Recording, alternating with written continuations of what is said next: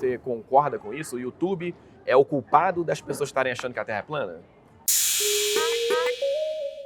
Olá a todos, meu nome é Leandro Batista, sou acadêmico de Relações Internacionais.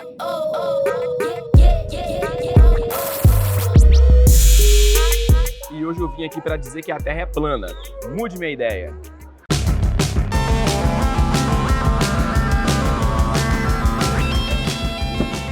Oi, Leandro. Olá. Muito prazer, eu sou o Daniel do Ciência em Show. Olá, tudo bem? Tudo bem? Prazer, Carlos. Como vai? Prazer, Leandro. Olá, tudo bem? Tudo bem? Leandro, né? Prazer, sou Prazer, Leandro. Caio. Tudo bom? Olá. Tudo bom? Tudo bem? bom, Prazer, Leandro. Eu sou a Adriana. Então, Leandro, você decidiu refutar um modelo científico, não é? E na ciência isso é positivo. Então, eu te pergunto, o que te fez refutar um modelo da Terra esférica? Qual o problema que você encontra na Terra esférica? Bom, eu não vou dizer que eu tenho todas as respostas no modelo da Terra plana, mas as minhas desconfianças, elas começam com algumas incongruências, por exemplo, eclipse lunar. É ensinado que o eclipse solar, ele ocorre quando a Lua, ela passa, basicamente na frente do Sol, se alinha. Se considerarmos que no eclipse solar a Lua está passando na frente do Sol, por que tem que ser diferente para o eclipse lunar? Por que no eclipse lunar é a sombra da Terra e não um outro corpo ou um outro objeto também que está eclipsando a luz da Lua? Porque o Sol ele está no sentido oposto da Terra e isso daqui é facilmente previsível hoje, né? E o que a gente consegue ver é uma sombra projetada na Lua. Eu trouxe alguns experimentos, eu trouxe inclusive uma lanterna.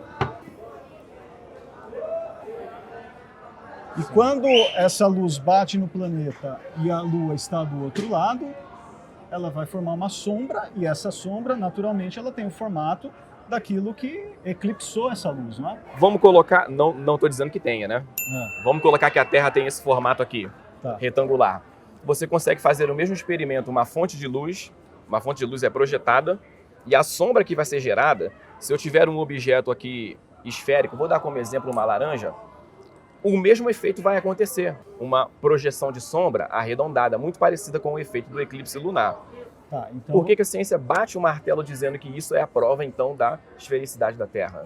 Eu acho que a ciência não está muito preocupada em bater o martelo nessa questão, mas isso é o que se observa e todas as observações confluíram para esse pensamento. Eu acho que a parte dos experimentos é muito importante, é até essencial. É uma forma muito boa de você ensinar as coisas de forma que fica um pouco mais visível, um pouco mais simples, principalmente para os alunos mais jovens. O problema, eu acho, dos experimentos, principalmente os experimentos que são feitos por amadores, por assim dizer, é que um experimento é uma coisa que alguns experimentos não são muito simples. O experimento tem que ser planejado de forma muito cuidadosa. Principalmente quando é um experimento que uma pessoa decide fazer. Eu acho ótimo o espírito de querer, eu vou fazer um experimento. Isso é admirável. Isso é o espírito de um cientista. Mas, às vezes, um experimento mal feito, às vezes ele pode ser pior do que experimento nenhum. Todos os países e empresas do mundo que tem algum tipo de programa de exploração espacial estão mentindo pra gente, é isso? Boa questão. Não é que todas as empresas estão mentindo. Até seria um ultraje muito grande da minha parte dizer que todo mundo é mentiroso. Só que a gente percebe que existe um monopólio espacial. Ciência, de verdade, ela é reproduzível. Por que a gente dá um destaque muito grande para a Agência Espacial Americana? Porque ela fez e ela faz o que nenhuma foi capaz de fazer. Ou ela diz que faz. Ida do homem à Lua, por exemplo, né? Até hoje, só os Estados Unidos da América conseguiram fazer isso. Isso, para mim, é especulação científica. Isso não é ciência. Porque que ninguém consegue reproduzir. Não é um monopólio do espaço. Acho que sim, existe realmente o fato de que a única agência espacial que colocou seres humanos na Lua foi a NASA. Mas a agência espacial soviética foi a primeira a manter uma estação espacial em órbita da Terra, foi a estação Mir. Os chineses tiveram uma estação espacial por algum tempo. Caiu faz pouco tempo. Japão já enviaram sondas robóticas para a Lua, para Marte, para outras partes do sistema solar, para asteroides. E qual a prova que a gente tem que realmente foi para lá? Como que eu provo isso para uma pessoa, a não ser ela crer que isso realmente aconteceu? Mas aí, de novo, você estava falando da reprodutibilidade. Todos esses fenômenos há sinais de reprodutibilidade por outras agências, independentes da NASA. Nós temos viagens espaciais que já observaram a Terra ao longe. E para conseguir esse efeito, usaram toda a mecânica disponível, a mecânica como ciência, não é? A mecânica de Newton, a mecânica de Einstein. O que você me diz? Você refuta então as fotos também? Você acha que ninguém saiu do planeta? É muito questionável, né? Uma vez que nós temos um relato de que a NASA publicou uma imagem real da Terra no ano de 2002, chamada Blue Marble. Depois, em 2018, ela colocou uma nota no próprio site dela, isso está lá no site dela, de que aquela imagem ali, ela não é uma foto real da Terra tirada desde o espaço. Um satélite foi lá e tirou, ou uma espaçonave, ou um astronauta. Aquela foto, ela foi montada graficamente. Então, se ela deu como foto real, o mundo acreditou, a própria Apple usou essa imagem como foto real, e em 2018 ela diz que não é. Por que eu tenho que confiar, então, na foto do robozinho em Marte e de tantas outras coisas? Então, é que eu acho que você achar que tá todo mundo mentindo, você tem que achar que o mundo ao seu redor é uma outra realidade, é uma conspiração que tá querendo que você pense assim, entendeu? Fotos espaciais, às vezes, elas não é que elas são montadas. Dá uma pesquisada sobre espectros eletromagnéticos e como, às vezes, você precisa montar as figuras que a gente vê, a luz visível, ela é diferente das luzes que a gente consegue ver do espaço, ou, enfim, recolher essa radiação. Mas talvez tenha sido uma questão disso, entendeu? E não necessariamente de que eles estão escondendo uma grande verdade por trás de tudo, entendeu?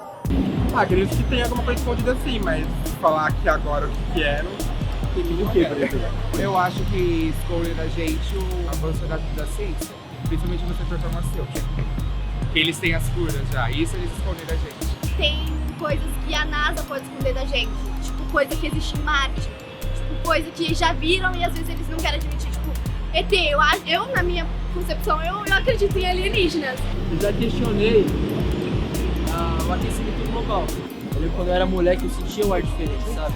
Acho que nos lugares que eu corria, jogava alguma bola, tinha mais árvores lá, era mais limpo assim. Então aí eu parei de duvidar do aquecimento global por causa do meu cotidiano, sabe? A ciência, ela funciona com base em evidências. A ciência é um pouco por comparação também, né? Então, quer dizer, todos os corpos celestes que a gente vê, eles são de uma determinada maneira. Eles seguem determinadas leis físicas. A natureza, ela faz alguns padrões, quer ver só? Sim. Você já brincou disso, eu tenho certeza, Leandro. E não minta pra mim, não diz que você não gosta disso, porque não existe uma pessoa no mundo que não gosta disso. Bolinha de sabão? Ah, isso é maravilhoso. Fala aí. Eu já brinquei sim, com certeza. Claro. Você acha que é possível a gente passar a tarde toda aqui fazendo bolhas de sabão e uma delas, a gente pode fazer milhões de bolhas, mas pelo menos uma delas sair num formato que não seja esférico? Com certeza. Você acha possível? É, sim. Sim, sim. Eu não sei se eu vou conseguir mostrar aqui agora, mas é possível. Em algumas ocasiões, quando a bolha ela encosta na superfície, ela se torna uma meia esfera. Tá, uma calota. Pois é muito parecido com um dos modelos de terra plana. Plana e circular e fechada pelo firmamento. Perfeito, mas eu estou dizendo ela vagando aqui pelo ar. Como a gente quer ver, eu estou falando das bolhas, mas essas que voam. Ah, sim, no ar.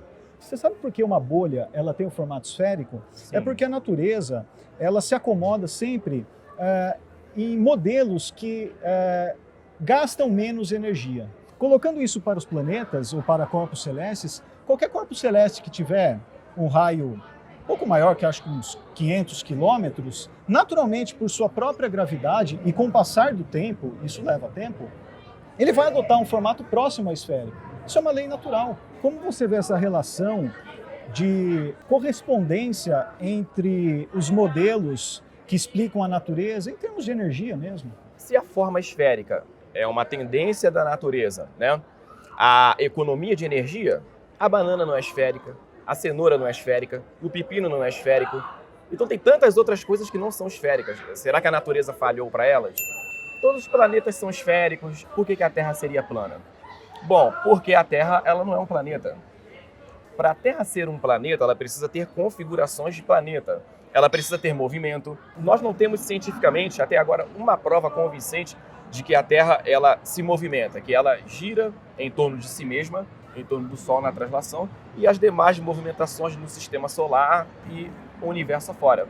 A física natural da água é buscar sempre o nivelamento.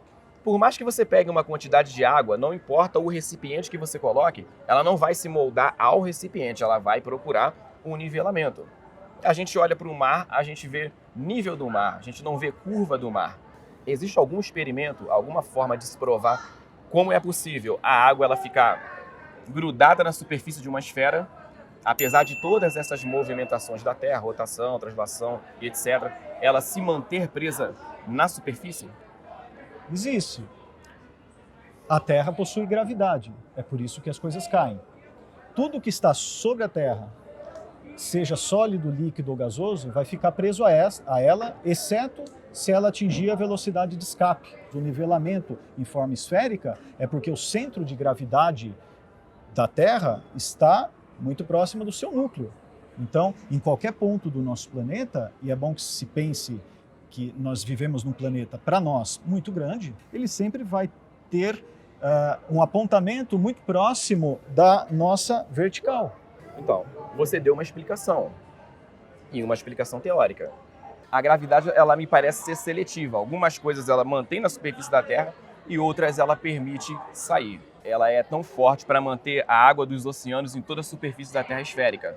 Só que, ao mesmo tempo, ela é fraca para permitir uma abelha levantar um voo, uma mosca levantar um voo.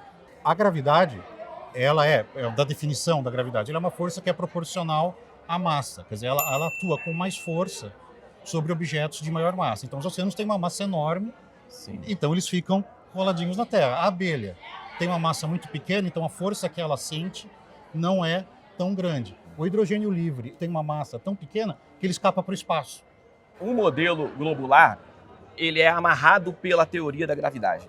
Nada no modelo globular funciona sem gravidade.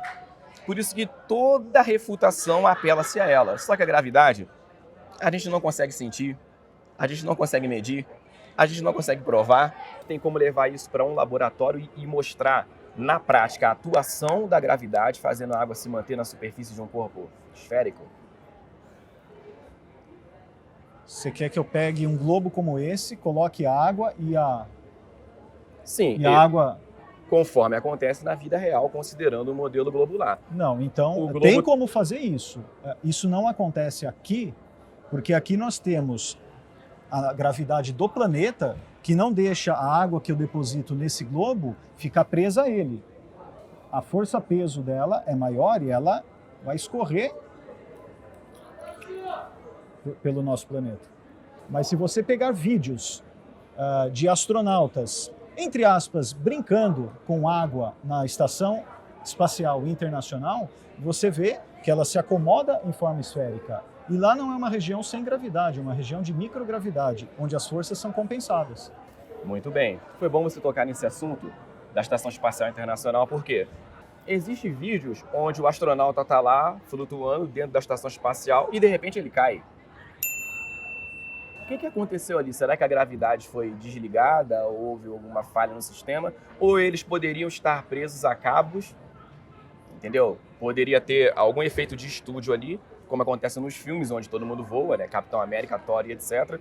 E a coisa é feita dessa forma. Não é querendo ser conspiranoico, mas assim como tem vídeos dos astronautas manipulando água, escovando o dente com a bolha flutuando, tem vídeo deles caindo. E por que eles deixaram ir para o ar justamente uma falha, se eles querem esconder toda essa suposta farsa? Ótima pergunta. Eu não penso que é mentira. Tem muita gente séria na ciência e realmente trabalhando. Mas o que acontece é que a ciência moderna, ela tem já um parâmetro, ela tem um norte. E tudo que é produzido, tudo que é apresentado, tem que convergir para esse modelo aqui. Esse modelo aqui. Entendeu? Tanto que você vai para a escola, o que você aprende? O modelo globular. Porque ele foi provado? Bom, para mim, ele não foi provado. Redonda. Como que eu sei? Pela escola, quando eu estudei. Redonda? Ali pro internet? Plana, não. Plana, eu acho. Certeza eu não tenho. Eu acho, particularmente, pra mim, eu achava que a Terra era redonda. Por ver em satélites, essas coisas assim, em desenho, então eu sempre tive a imagem que a Terra era redonda. Só que já chegaram em mim e falaram que a Terra é plana. E eu, como nunca vi, então... Bom, assim, pela minha visão, eu posso ver que a Terra, eu acho que ela é plana. Porém, se eu chegar num oceano ou no mar, eu vou conseguir ver a diferença do negócio. A Terra é maior que você, não tem como se ver ela. E também ela é redonda por conta da gravidade também. Redonda, gente. É essa. Meu, porque assim, eu acredito muito na NASA, eu acho que é real, sabe? Não tem como não ser. Porque, meu, segundo todas as teorias da vida é isso, cara, não tem sentido. Eles falam que assim, não, porque você olha a praia e tem aquela parte reta da praia e isso quer dizer que é reto. Meu querido, uma reta, né? Várias retas fazem um círculo. Redonda. Primeiro veio a teoria de que a Terra era plana e aí essa teoria foi quebrada. Eu acho que em 2019 não tem pra que a gente mentir que a Terra é plana porque ninguém ia ganhar nada com isso. Mas não acho que ela é redonda, ela tem um formato dela. Que não é exatamente redonda, mas ela tem umas acertadas em algumas partes. Eu gostaria que você falasse um pouco pra mim de como você vê a Terra, só pra eu pegar assim, bem com você falando, como você, já que a sua posição é menos aceita, por assim dizer. Se você puder fazer isso pra mim por alguns minutos só. Seria basicamente um círculo, né? A Terra plana, redonda, né? A Antártida, que aqui no globo, tá no fundo aí Polo Sul aqui da bola, seria 360 graus, os paredões de gelo. E o céu, tá? Ele tem as suas camadas atmosféricas, porém, mais acima ele tem um firmamento, o domo. O céu é rígido, de maneira que não dá para sair da Terra, não dá para entrar numa nave e voar aqui, explorar outro planeta e viver lá. Se um objeto hipotético capaz de fazer isso, bateria nisso. Bateria nisso. Tá. E dentro desse modelo nós temos o Sol, a Lua, as estrelas, todo o universo observável está contido na Terra. Porém é muito menor e está aqui no firmamento. Tá tudo muito mais próximo do que a gente acredita. Sim. Eu acredito, pelo menos, Sim. por assim dizer. Eu tenho um pouco de dificuldade de compreender da forma como você vê. Por exemplo, quando a gente vê, no fim do dia, a gente vê o Sol se pondo. A gente tem a impressão de que ele está passando para baixo da Terra, certo? Que a gente interpreta isso como o Sol está além da curvatura da Terra. A gente não está mais enxergando ele. Sim. Então eu gostaria de saber como você vê isso. O Sol ele se põe na Terra plana por refração e perspectiva, ponto de fuga. Por quê? Falam para nós que quando o navio está sumindo no horizonte, ele começa a sumir pelo casco, né, até chegar ao mastro, etc. O observador na praia, de mais ou menos 1,80 m, ele está olhando aquela embarcação sumir porque ela está entrando na curvatura da Terra. Mas está acontecendo uma coisa um tanto curiosa. Os terraplanistas estão apontando suas câmeras para aquela direção que o navio sumiu, aplicando o zoom e ele está tornando a ser visível. Eu acho uma contradição muito grande. A partir do momento que um objeto entra na queda da curvatura, a nossa visão ela não faz isso aqui. O pôr do Sol na Terra plana ele seria basicamente isso. O Sol ele vai se pondo, né, no quadrante oeste e ele vai indo embora, perspectiva, ponto de fuga, até que ele some no horizonte. Eu acho que tem um problema no seu raciocínio, porque quando a gente vê as coisas em perspectiva, quanto mais distante elas estão, menores elas vão ficando na nossa percepção, como você falou. Mas a questão é que a nossa percepção é que os objetos diminuem e convergem ao ponto de fuga. Agora, o Sol, a gente vê ele sendo bloqueado, né? A gente vê como se fosse só parte dele. E da forma como você me explicou, isso, o pôr do Sol não bate. Muitas pessoas questionam isso. Ah, mas eu vi o Sol se pôr e ele não diminuiu de tamanho, o que era esperado numa Terra plana. Mas sim, ele diminui sim de tamanho, só que depende de alguns fatores. É aí que a gente entra em um fenômeno que é chamado efeito lupa da atmosfera. Por exemplo, o pôr do Sol no mar.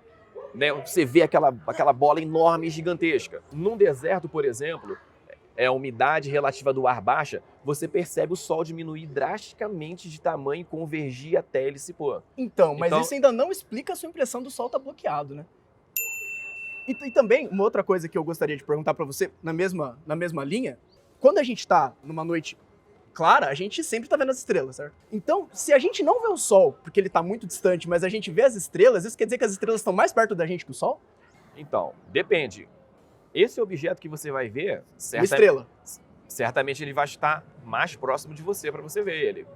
Certo. O caminho do Sol, ele não é o mesmo caminho das estrelas. O Sol, então, ele está numa altura e as estrelas estão numa altura intermediária, porque tem momentos em que eles estão mais perto.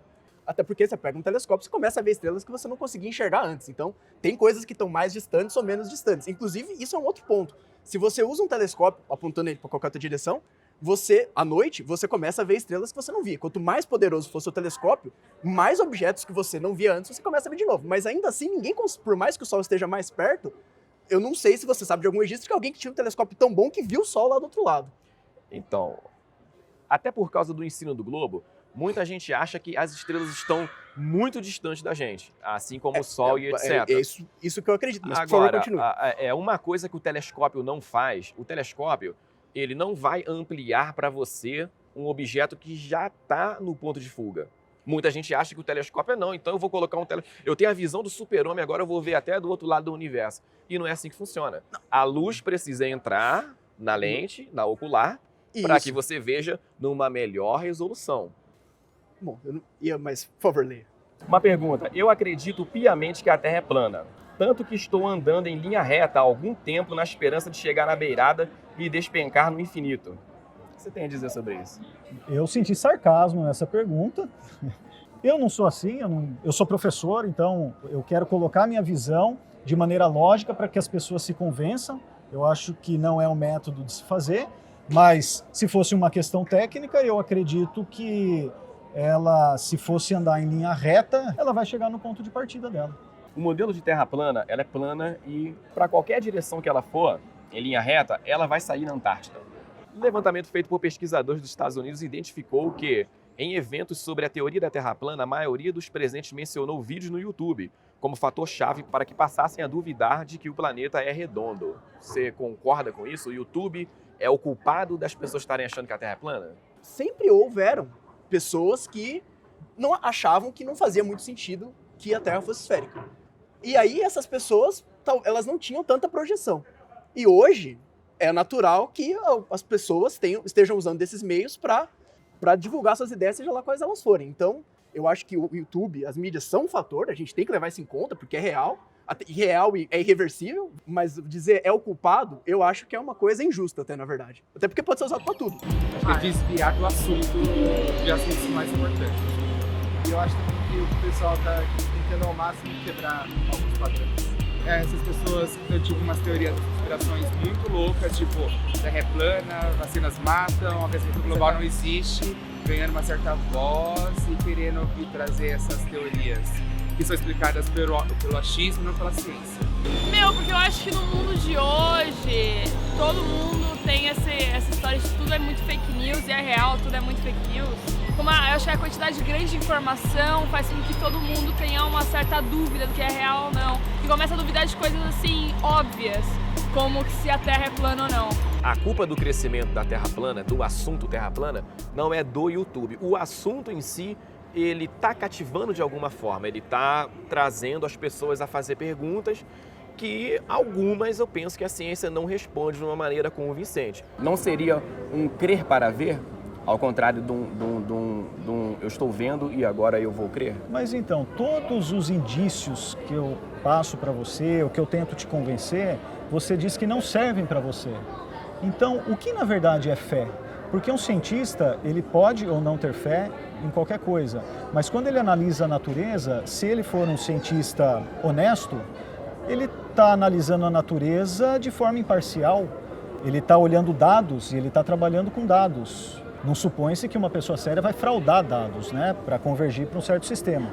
Contando que isso daqui são modelos que já têm milênios, poucos cientistas hoje estão preocupados, de fato, em provar que a Terra é esférica. Isso não é um problema da ciência. A metodologia científica começa com um problema. O que um cientista tem que fazer depois que ele pensa o problema dele?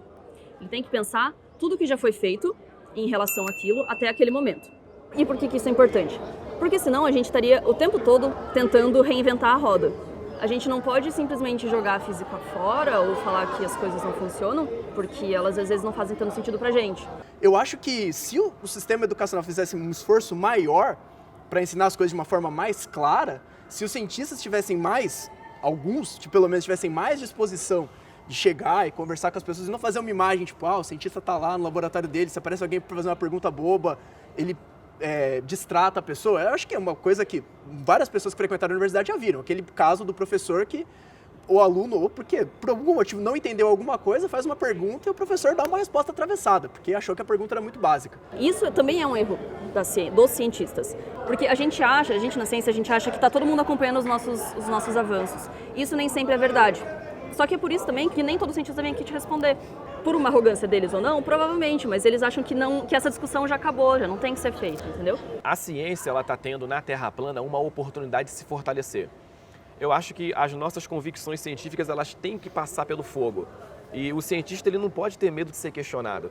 O cientista não pode ter medo do ridículo. O maior interessado para que a discussão acabe sou eu, já falei. Eu não tenho aquela carência, tem que ser plana. Para mim poderia ser até uma coxinha de catupiry. Eu quero é ciência de verdade, porque eu sou apaixonado por ciência. Então esse é o sentido da discussão. Muito obrigado, Léo. Meu irmão, obrigado. Prazer conversar com você. Meu irmão, Obrigado. muito obrigado. Obrigada, Prazer eu que falar com agradeço. você. O prazer foi meu. Gostei muito de conversar com você. Obrigado. Um abraço.